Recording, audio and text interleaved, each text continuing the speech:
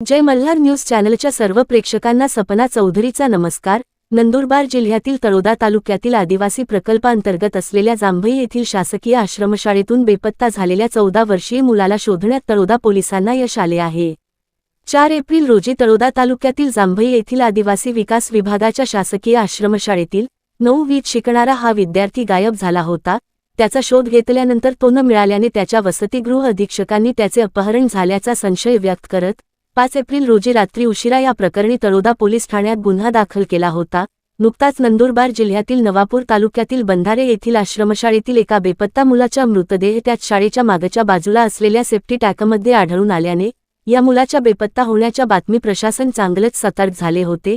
यानंतर तळोदा पोलिसांनी तपासाची चक्र वेगाने फिरवत बोरद परिसरातील एका शेतातून या विद्यार्थ्यांना शोधून काढले आहे। केस कापल्याचा राग आल्यानेच या विद्यार्थ्याने आश्रमशाळेतून रागाच्या भरात पोबारा केल्याचा प्राथमिक तपासातून पुढे आले आहे। मात्र मुलगा मिळताच यंत्रणांनी सुटकेचा श्वास टाकला आहे। तळोदा प्रतिनिधीसह सपना चौधरी, जय मल्हार न्यूज, नंदुरबार।